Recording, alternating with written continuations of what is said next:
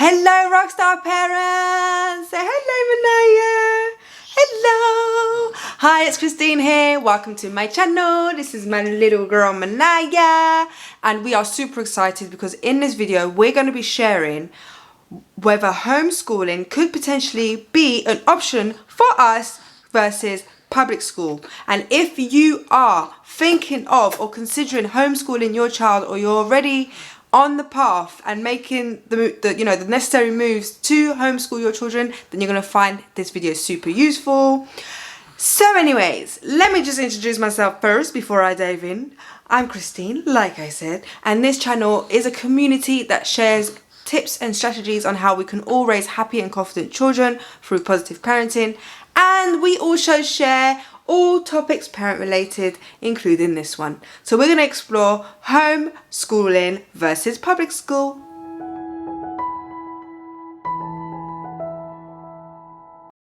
Let me tell you, this video is going to be, I'm going to create like 5 videos on it because I'm going to break it down. I'm literally, me and my husband, my daughter's now what, 15 months old, like tomorrow. She's not school age yet at the moment, but we are actually considering possibly homeschooling her. But where the stage that we're at now, we haven't made any firm decisions. We're just at the research stage. We're considering it. And the reason being is because we're very much about positive parenting, attachment parenting, and we're quite aware that in mainstream schools there are some restrictions to the way in terms of the way that they educate their children, the students. And I'm very hands-on, and I've got quite high expectations when it comes to schools, and I feel like maybe unless I put her in a private school, they're not going to be able to reach my high expectations. I'm all about really enhancing her creativity, her autonomy. I want her to enjoy learning and be really like have a love of learning, and for it to not be so much focused on tests and whether she's getting things right. And I know that in the past when I was in school, I didn't have the best time in primary school. I always felt like there was something wrong with me. I was a special needs child, and I was I had some severe problems with maths, for example, and I felt I didn't get the support that I needed from my teachers, and I would often feel quite ridiculed and belittled in front of all my peers throughout my years. And I had a lot of anxiety in school as well. And I know that my experience is not going to be her experience. She's going to have a completely different experience. She can have the best time of her life in primary school. But I just know what it is that I could potentially offer her at home that the schools wouldn't be able to offer her if she went to public school. So it's just something we're bearing in mind. So this is going to be a 5-part series, and the first video, hence the title and why you may have clicked on it, because you're going to find this useful, is I'm going to explore the pros and cons of homeschooling against public schooling, right? We're going to explore that in the first video. In the second video, we're going to discuss what homeschool curriculums are out there and how to pick one. And then also, we are going to do some research on what homeschool communities are out there in the UK, in London in particular, because I'm in London, so it'll be useful if you're in London, and what activities there are, what communities there are that she could join. So are there any maths clubs, science clubs, English clubs, activities that they can do. So I'm going to look at, because that's a big element for me, I want her to have that social element, and I know that a lot of parents can be, what can put them off from homeschooling is that they don't get that social element. But from the research that I've done so far, that is actually seen as a myth, that students who are homeschooled actually do have a very good social life. So I'm actually going to do some research and see what is out there potentially for her. And then we're going to go into video 4, which is actually going to be me sharing some information about possible government regulations for homeschool students, because at the moment there's no law around homeschooling, there's no regulations, there's nothing going on at the moment. But the educational authorities are thinking of imparting some sort of regulations so that they can monitor who are being homeschooled and are they getting the best value of education. Because I know they are concerned that some children are disappearing out of the system, and they're not sure what these young children are doing, if they're not in school, you know, are they getting education at home, or are they vulnerable? So I know they probably want to introduce some regulation there. And then the 5th video is going to be about how we can set up a homeschool environment on a budget. So how do we set up their bedroom, ready for school? How do we set up that environment on a budget so that we've got it all areas covered? So it's going to be quite informative. So if you are thinking of homeschooling your child and you're not sure, you're kind of like, I'm not sure, I'm kind of considering public school, private school or homeschooling, but I'm not sure, I really want to do some research, this is going to help you, because I'm going to do a lot of the legwork for you, and then you can get a lot of value from that. If you've got any questions, or if there's any videos you want me to do in regards to homeschooling that I haven't mentioned, leave them in the comments below and I will do them. Alright, let's get stuck into the pros and cons of homeschooling. Okay, so parents, I've got some statistics for you about how many children there are at the moment in the UK who are homeschooled. So according to the BBC, there has been a rise of over 40%, I think now 60 actually, because this is dated from between 2016 and 2017. So it's risen across the UK with over 48,000 children are now being homeschooled. And this was in 2016, 2017. So I believe that there's over 60,000 now, but I'll check. 60,000 students now that are being homeschooled at home, children that are being homeschooled at home. And this is compared to 34,000 in 2014 and 2015, so that's a huge increase. And apparently some of the common reasons are mental health issues and avoiding exclusion and bullying are three of some of the main reasons why children are then taken out of school and homeschooled. So that's quite interesting. Alright, so let's look into the pros and cons of homeschooling. Let's look into the pros first, shall we?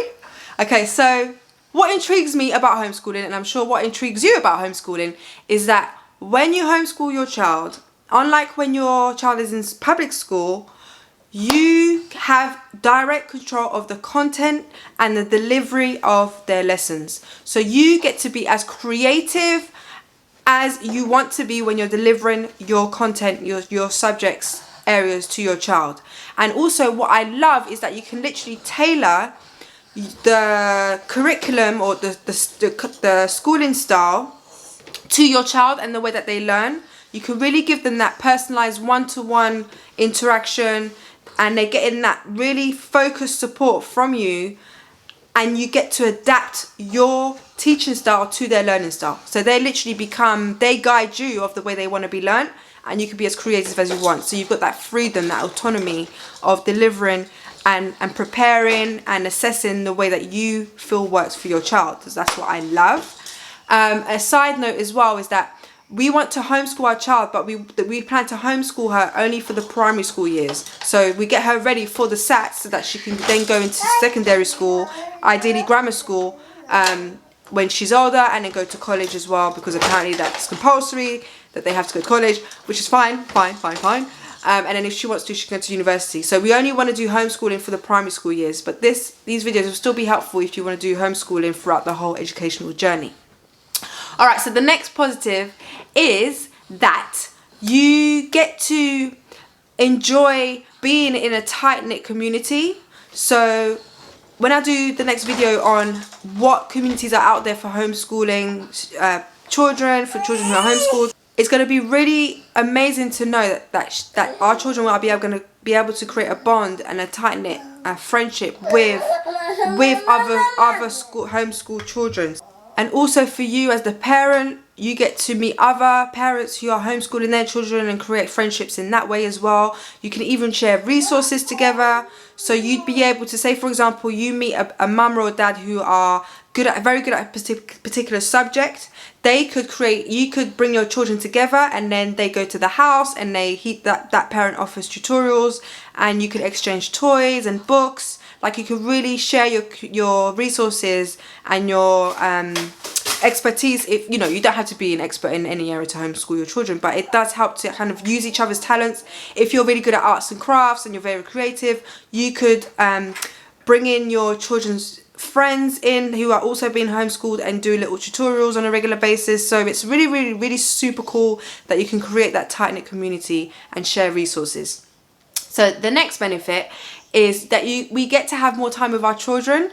So I know it could be, I can imagine how heartbreaking it is when our child starts primary school for the first time and we're just letting them go and we're waving goodbye and we're both like anxious. I mean, some parents are like, yeah, go, I'm ready for you to go. Fair enough. But a lot of the time, and a lot of the friends that I've met who have children that are older than mine, yes, Manaya, then they have found it really hard to let them go. But at least with us, for example, if we decided to homeschool, they're not going anywhere. There's none of that separation anxiety, and we get to spend more time with them, and we actually get to see those amazing milestones as they develop. We actually get to witness that growth and that development. So that's super exciting. The next benefit is that we can be super flexible. So from what the research that I've done, and this blogger, she's got an amazing blog. I'll leave the link below.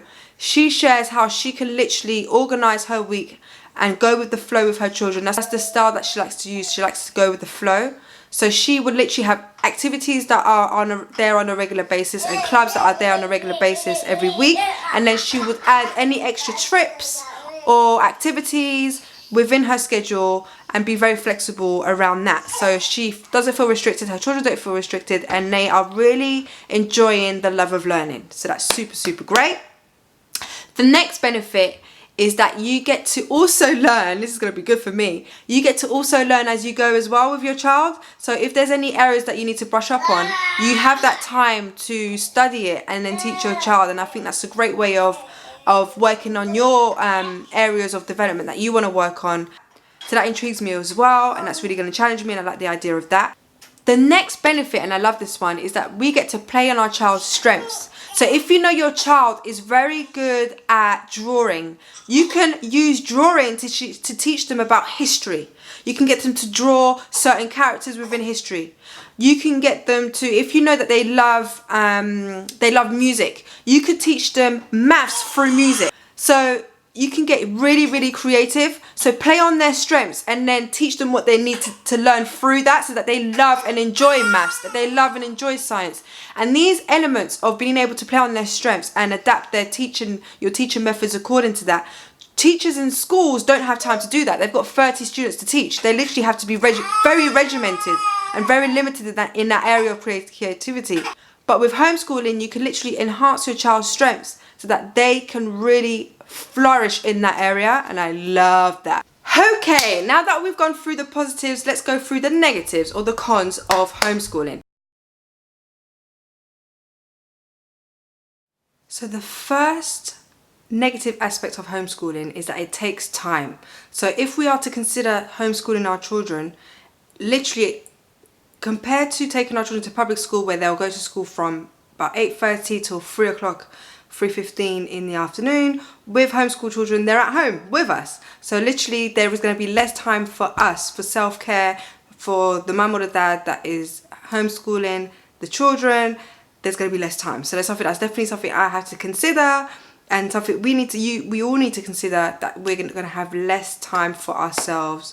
And also this links to another negative aspect of homeschooling, which is money. So homeschooling can cost money if you are a parent or parents who know that you want to take your child to specific activities. You want them to have a maths, English and science tutor.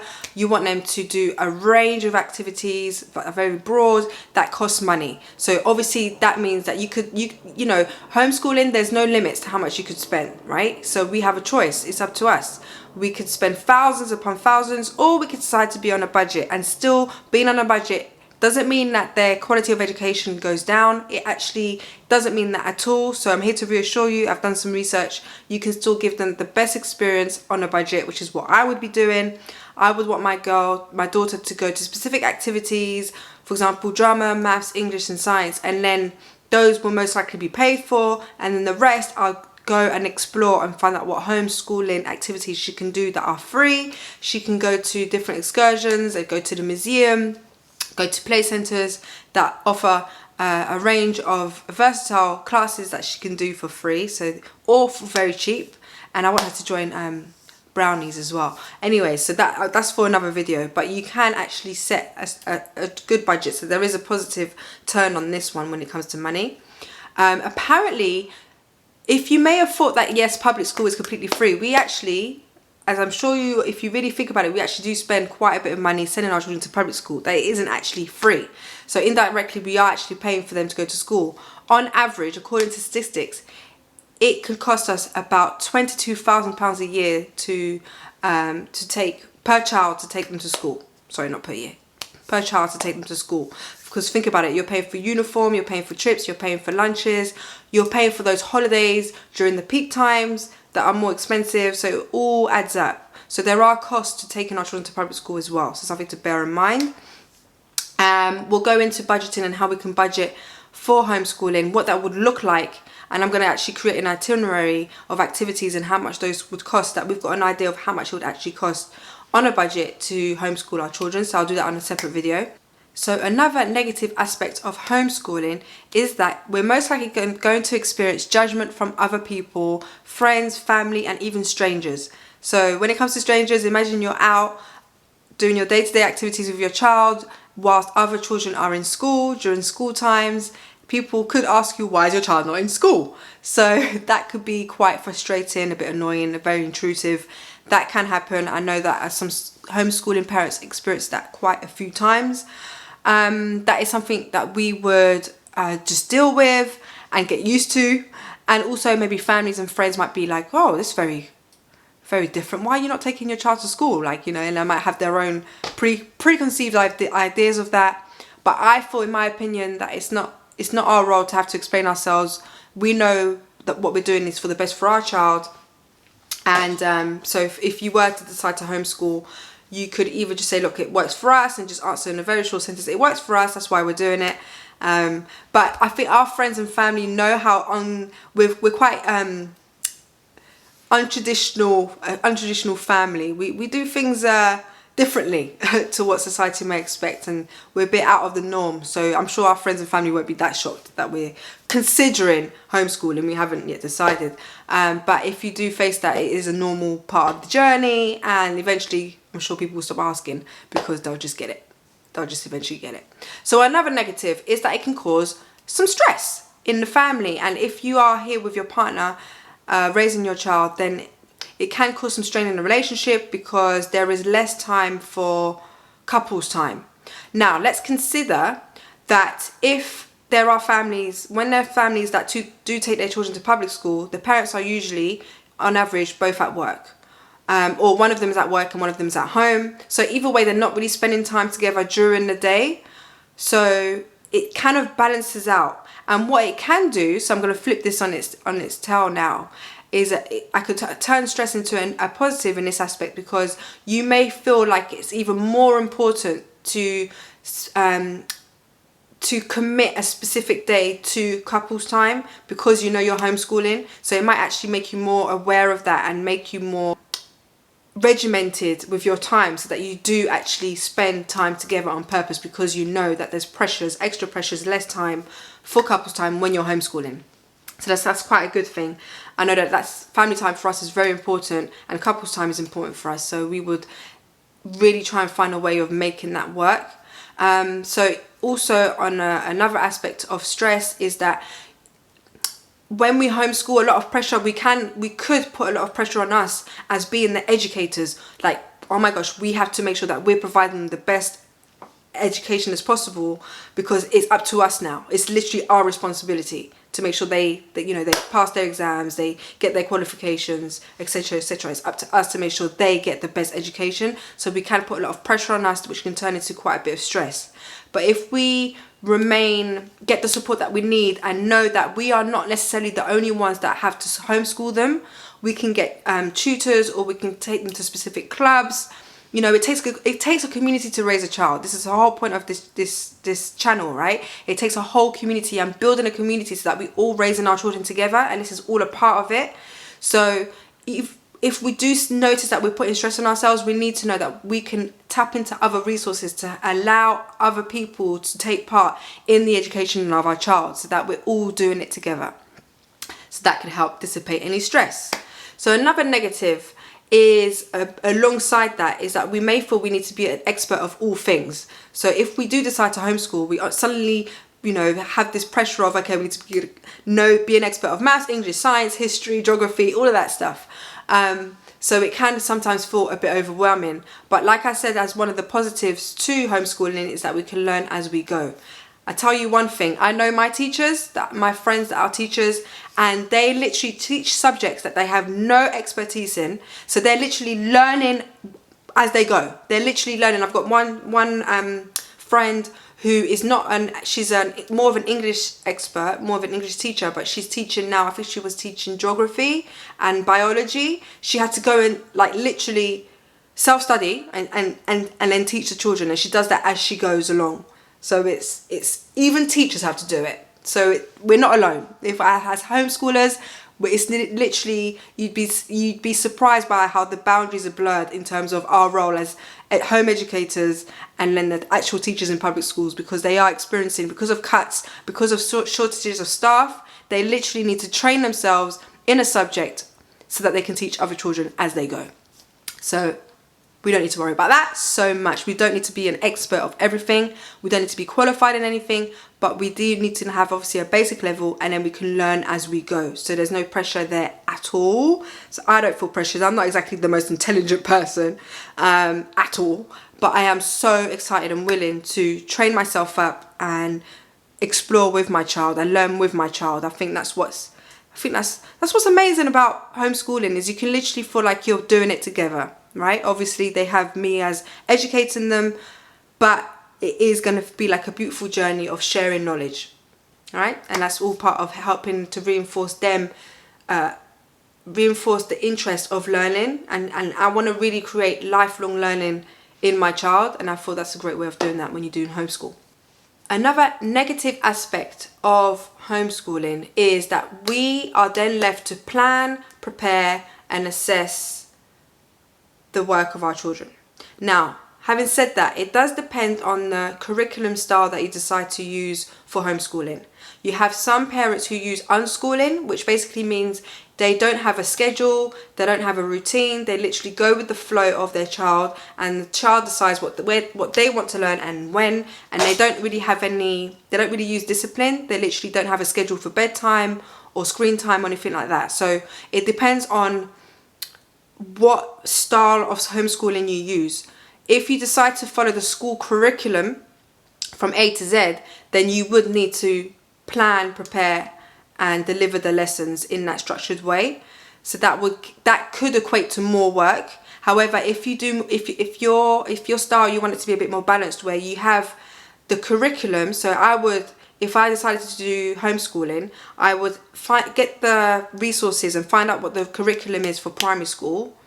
And then I would use that as the background of my work when I'm working with my child. So that would be the background. It won't be the main focus, but I'm going to be using the guidelines of the curriculum as a framework to shape her homeschool experience. And then the rest is going to be literally us using our own intervention, our own ideas, our own creativity to draw that out, so that she is ready for her SATs. She is ready and she's at the appropriate level to learn what it is that she needs to learn, so that she can go into secondary school.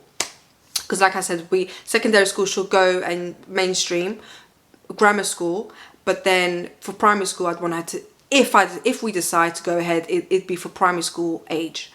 So that would be the plan. We would have a bit of a balance. We'd follow the curriculum as a backdrop, but then have our own creativity, our own sort of unschooling type style in there, but we're still with some routine, still with some structure, but a lot more balance, a lot more creativity, a lot more autonomy on her side. So that's what we would do for that.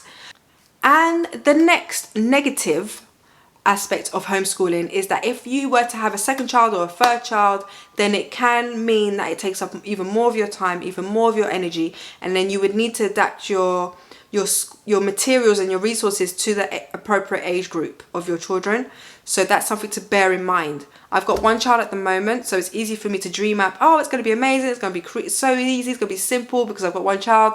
But we do plan on having a second one, you know, with the grace of the universe. we do plan on having a second child, so it's just something to bear in mind, that I would then have a newborn and a toddler in the house. How do I manage that? How do we manage the balance? How do we manage my energy levels, well-being, mental health, my health, and how do we structure the resources, educational resources, so that it's age appropriate? So those are the things that I would think about, and doing the research on what's out there, what resources and services and facilities are available for homeschooling, will really to help to shape what I could do. For example, maybe our eldest could go to activities and they're out of the house, they don't need our supervision, and then you can then supervise your second child or your third child, and you could just play around in those ways. I know families do that. So those are some of the negatives, and you can see that I was able to flip them and turn them into positive. So we're starting off well with homeschooling. So let's keep it going with that. So in the next video, I'm going to explore the various homeschool curriculums and the school curriculum for primary school age. Right, I'm going to follow that, and I'm going to share that with you so that we've got a clear understanding of what the curriculum is in public school, and then what the different styles of homeschooling there are as well available. I'm going to list about maybe 5 of them. I'm sure there's loads, but I can't list all of them in a video. So I'm going to list them out for you so that you can get a good picture of what homeschooling style you would want to pick and why. Because I think that's going to be a deal breaker of whether you decide to homeschool your child or not. So we're going to look at different styles, the structured ones, the regimented ones, compared to the more unschooling ones, the unstructured ones, the day-to-day ones, and then what it would look like to teach our children at home, and how we would be able to give them the best education at home while still being creative and innovative and giving them some autonomy. So definitely stay tuned for that. After that video, that's going to be coming out next week. After that video, the week after, I'm going to release a video on the communities that are out there and the facilities that are out there for homeschooling students, so that we are clear on what they could be doing in their day-to-day, what their routine could look like, and how much it could all cost. And so I'll definitely be doing that. I'm going to be doing that ranging on a budget. So if you're looking to have a specific budget, and you don't want to spend thousands and thousands every month or every year, that's going to be useful for you. But even so, even if you do want to spend quite a bit on your child's education in terms of resources, then you can you will find this useful, especially if you live in London, because I'm going to list what's out there for us to be able to create a very holistic package of homeschooling for our children. And then following through that, the next video will be on the possible regulations that the educational department is going to release, and kind of keep you updated on that and what's happening with that and what implications that has for us. At the moment, they haven't really set anything in stone. I think now it's an option. You can let the authorities know it's optional, but it's not mandatory. But I need to do more research on that, so I'll do a video on that to keep you in tune with that. And lastly, the next videos, I'm going to explore how to set up our children's bedroom or our children's space ready for homeschooling. So what does that look like? What equipment would work well? What we could do to kind of shape the space so that it's child friendly, education friendly, learning and it stimulates learning. So we're going to find creative ways of doing that. I'm going to do some research and share that with you. So this is super exciting.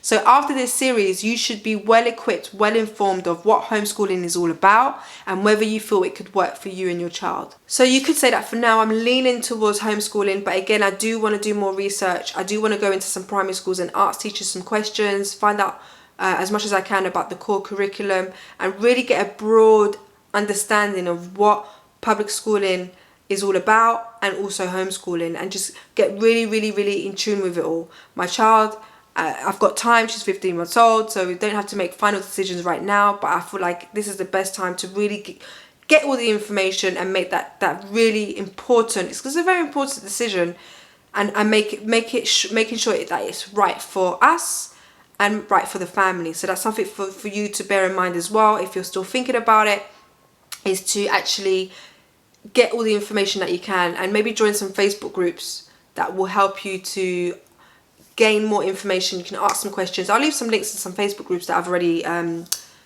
joined actually, so that you can ask your questions there as well and get different perspectives about public schooling versus homeschooling.